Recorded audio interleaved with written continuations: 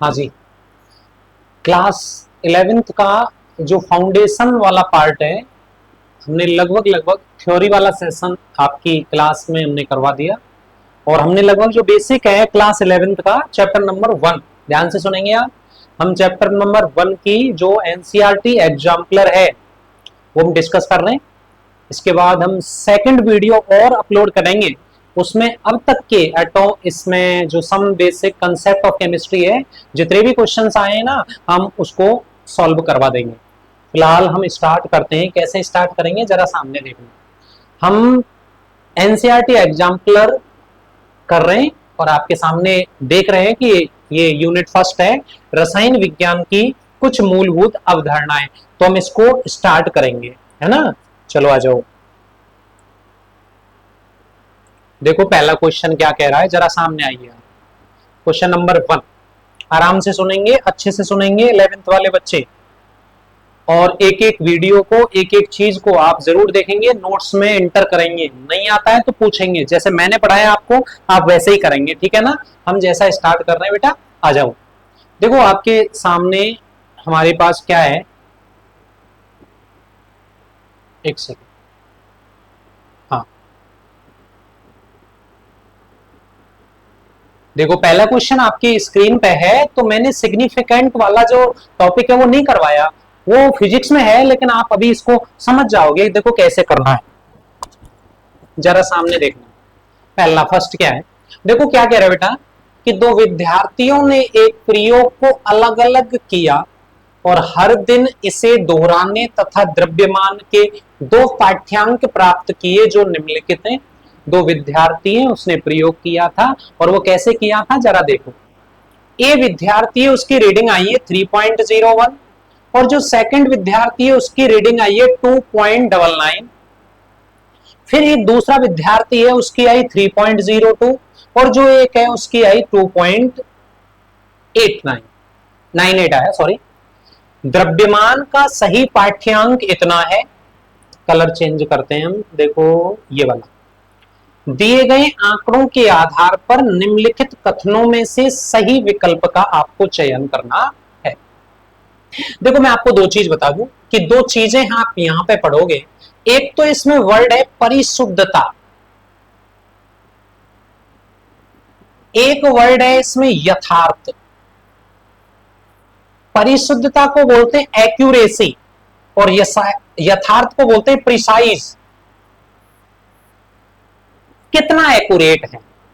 देखो आपको पता है कि ये वैल्यू है 3.01, ये वैल्यू है 2.39। जो हमें वैल्यू दी हुई है वो 3.0 ग्राम दे रखी है। बेटा अच्छे से समझे आप, कहीं पे भी समस्या है आप पूछ सकते हो, हमसे जुड़ सकते हो आप। तो लगभग ये वैल्यू इतनी दी हुई है, और बच्चे ने जो प्रयोग किया वो ये आया 3.01, और ये वाला ये आया है। तो देखो ये वैल्यू, इस ये जो 3.01 है और 2.99 है, वो 3 पॉइंट के लगभग इक्वल है, मतलब लगभग सेम है। यानी ये एक्यूरेसी के अकॉर्डिंग है कि नहीं, इसमें ज्यादा कुछ डिस्टरबेंस नहीं है, यानी ये परिशुद्धता की ओर है, ज्यादा इसमें चेंज नहीं है। क्लियर बात है, आ जाओ। सेकेंड वैल्यू देखो कि आपके पास 3.02 है और 2.98 है। इसमें भी देखो आपके पास जो नियरेस्ट वैल्यू दे रखी है हमारे पास, वो नियरेस्ट वैल्यू कितनी दे रखी है, नियरेस्ट वैल्यू है हमारे पास 3 हाँ जी। तो देखो ये एक्यूरेसी के निकट है, इसका मतलब आप सीधा सा समझेंगे कि जो 3.01 वैल्यू है और 2.99 जो वैल्यू है वो परिशुद्धता है, यानी इसके नियरेस्ट है। और दूसरी बात आपके पास हम ये बात करें कि जब ये बार बार प्रयोग दोहराया गया, तो ये भी, इसमें भी रीडिंग क्या प्राप्त हुई, आपके पास सेम रीडिंग प्राप्त हुई। समझ में आ रही है ना। यानी अब 3.01 एक बार, फिर सेकंड में कितना आया 2.99 आया। इसका मतलब क्या है कि ये एक्यूरेसी भी है। तो आपके पास जो ऑप्शन आएगा वो ऑप्शन ये आएगा कि जो विद्यार्थी कह के आंकड़े हैं वो एक्यूरेट भी हैं और यथार्थ भी है। यथार्थ का मीनिंग क्या है, वो प्रिसाइज भी है। तो इसका ये करेक्ट आंसर पहले वाला आएगा। फिर भी आपको कोई समस्या है तो आप बता सकते हो।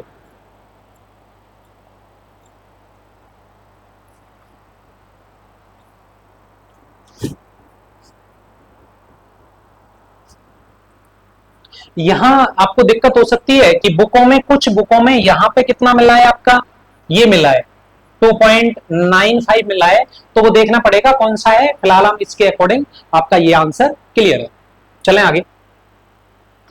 देखो क्वेश्चन नंबर दूसरा क्या कह रहा है, बड़ा इजी गोइंग है दूसरा, तो बच्चे सारे करेंगे इसको, कोई भी दिक्कत नहीं आएगी। और आंसर तो आप कमेंट बॉक्स में जरूर करेंगे। मापा गया फारेनहाइट में 200, आपको सीधा पता है कि डिग्री फारेनहाइट बराबर क्या होता है बताओ, 9 divided by 5 degree centigrade plus क्या होता है बताओ, आपको पता है 32 होता है। तो वैल्यू पुट कीजिए बेटा, क्या फारेनहाइट में कितनी वैल्यू है 200 डिवाइडेड बाई 95,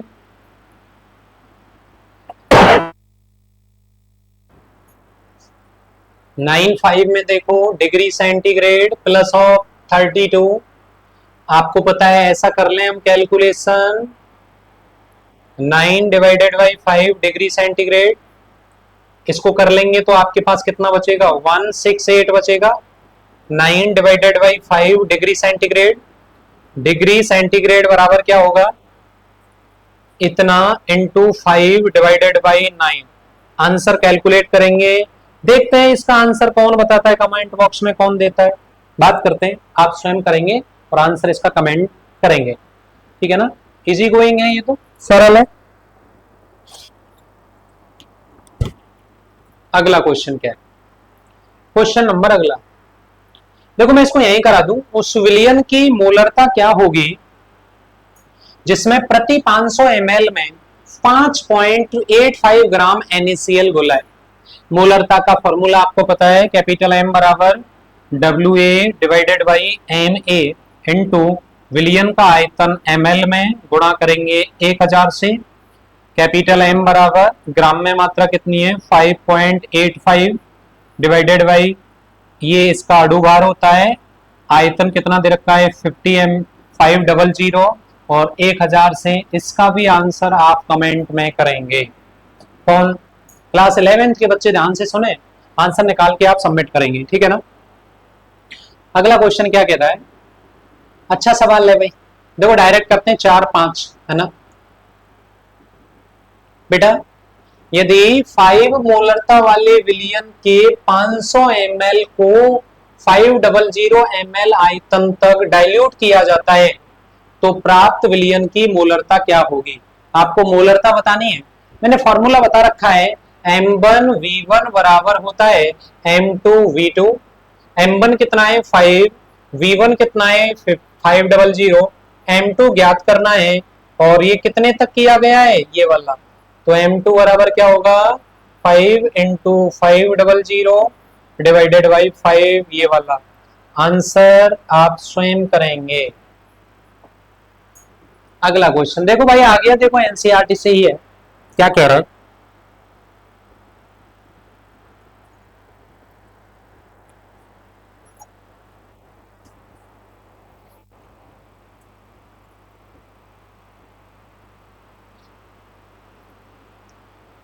किसी तत्व के एक मोल में उपस्थित परमाणुओं की संख्या आवोगाद्रो संख्या के बराबर है, निम्नलिखित में से किस तत्व में परमाणुओं की संख्या सबसे अधिक होगी। देखो 46 ग्राम है ना, ग्राम में मात्रा बटे अणुभार 4 आ गया, मोलों की संख्या 1 आ गई, ग्राम में मात्रा 46 डिवाइडेड बाई 23, ग्राम में मात्रा नहीं, हाँ ग्राम में मात्रा 46 डिवाइडेड बाई अणुभार भी इतना ही होता है, अरे बिल्कुल करेक्ट है, 46 डिवाइडेड बाई इतना, 23 दूनी 46, 2 आ गया, ग्राम में मात्रा 0.40 और 40 और ग्राम में मात्रा कितनी 12 डिवाइडेड बाई 4, 4 दिया 12, तो सबसे ज्यादा मोल शायद इसमें आ रहे हैं।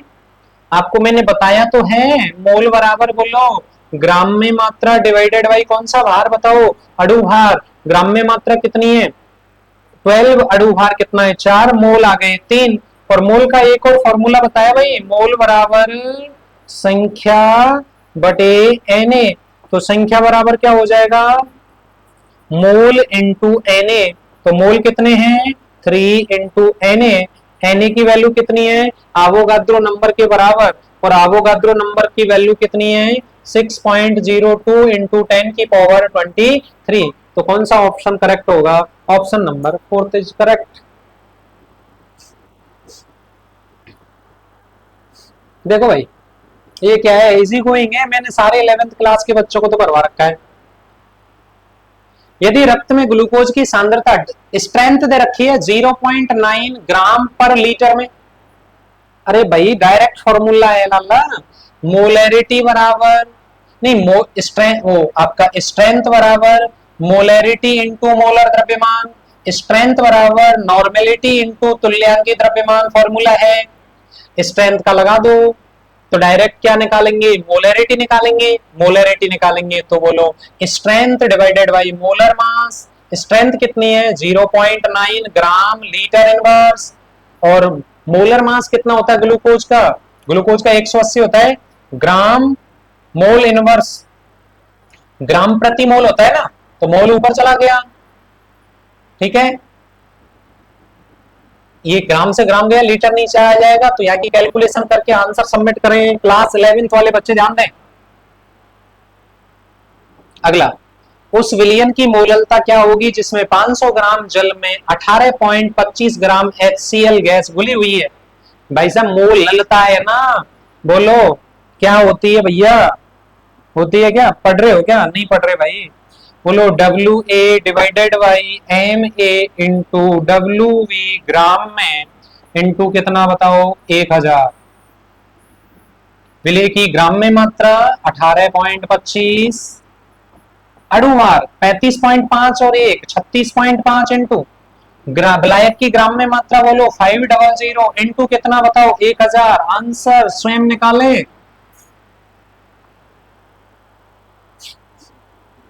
अगला अच्छा सवाल है, यही करा देता हूं, किसी पदार्थ के एक मोल में परमाणुओं और अणुओं की संख्या इतनी है अवोगाद्रो नंबर के बराबर, तो H2SO4 की मोलैरिटी दे रखी है, आयतन दे रखा है, H2SO4 के अणुओं की संख्या पूछ रहा है।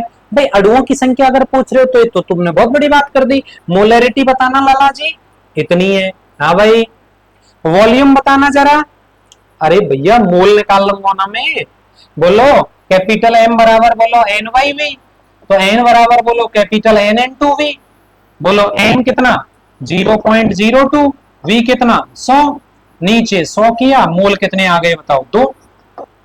अरे जब मोल ही आ गए मुझे पास तो फिर मुझे बचा है क्या है, मोल बराबर बोलो संख्या बटे Na, संख्या बोलो मोल इंटू Na, मोल बोलो भाई 2, Na की वैल्यू रख दो, लो मानोगे नहीं तुम, लो भैया रख दो, कर दो गुणा, बार है 044 इंटू 10 की घात क्या आ गया 23, ऑप्शन नंबर करेक्ट कौन सा है, चौथा।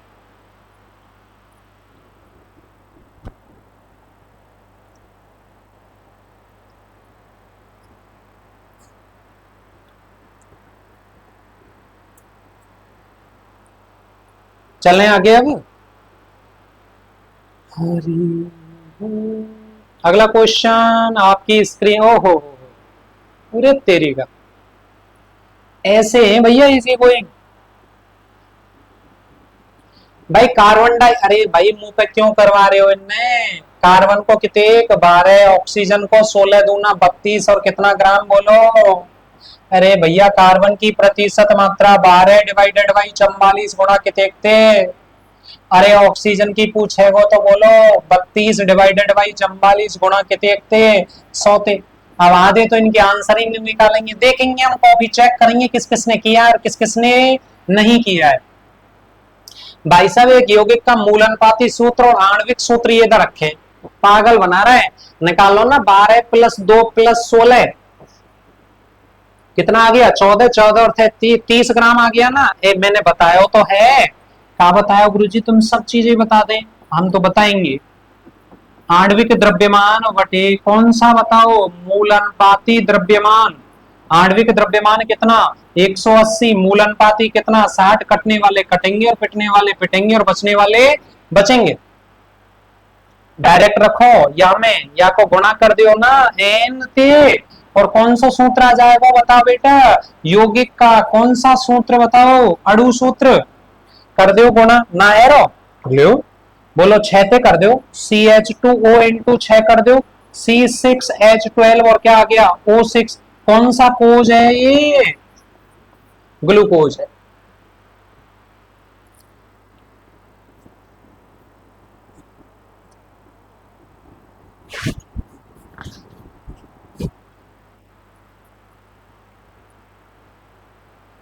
चले भाई, इसको भी करूं क्या?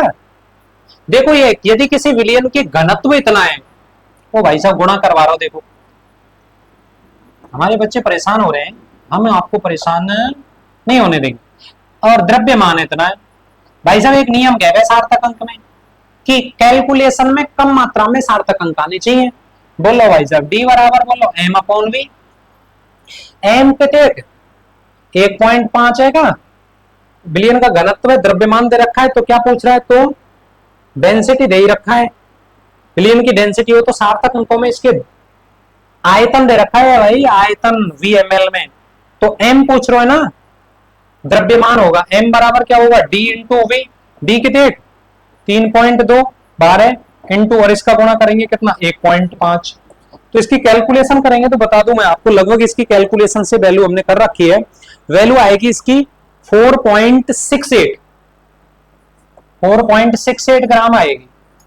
और ये जो 4.68 ग्राम आएगी ना, तो यहां सार्थक अंक कितने 3 है, और यहां सार्थक अंक कितने 2, तो इसको मैंने आप कर देंगे तो ऑप्शन कौन सा करेक्ट होगा 4.87। चलो तेज तो नहीं पढ़ा रहे भाई।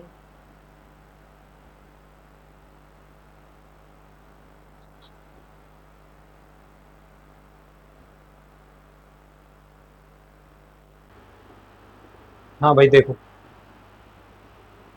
अगला देखो, क्वेश्चन नंबर 12 देखो।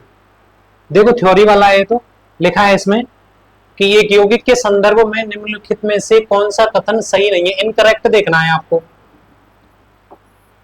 देखो इसमें यौगिक के अणु में विभिन्न तत्वों के परमाणु हो सकते हैं, पृथक्करण की भौतिक विधियों द्वारा यौगिक के अवयवी तत्वों को पृथक नहीं किया जा सकता, और यौगिक में उसके अवयवी तत्वों के भौतिक गुण विद्यमान होते हैं, और यौगिक में विभिन्न तत्वों के परमाणुओं का अनुपात स्थिर रहता है। सेम क्वेश्चन नीचे वाला भी है, क्वेश्चन नंबर 13, निम्नलिखित अभिक्रिया के विषय में कौन सा कथन सही है। देखो 4 iron plus 3 O2 is equal to 2 Fe2O3, निकाल लो इसका अणुभार। यहाँ कितने Fe के एटम 4, यहाँ पे भी कितने Fe के एटम 4, ऑक्सीजन 6, ऑक्सीजन 6, और इधर भी ऑक्सीजन कितने 6। अणुभार निकाल लेंगे, अणुभार जैसे ही आएगा तो बराबर हो जाएगा। पहला ऑप्शन आप कर लेंगे, थ्योरी में लिखा रखा है हमने, एक यौगिक के संदर्भ में निम्न में से कौन सा कथन सही नहीं है, देख लेना आप, आपकी थ्योरी में है, ठीक है। निम्नलिखित अभिक्रिया के विषय में, ये जो दिया था ना ये नियम, ये द्रव्यमान संरक्षण का नियम है, और द्रव्यमान संरक्षण का नियम किसने दिया था, लेवोसियर ने दिया था। क्या बोला था इसने कि अभिकारकों का कुल द्रव्यमान उत्पादों की कुल द्रव्यमान के क्या होता है बराबर, पहला ही ऑप्शन सही है। अभिकर्मकों में लोह और ऑक्सीजन का कुल द्रव्यमान उत्पाद में लोह और ऑक्सीजन के कुल द्रव्यमान के बराबर होता है, इसलिए यहाँ द्रव्यमान संरक्षण का नियम हो रहा है।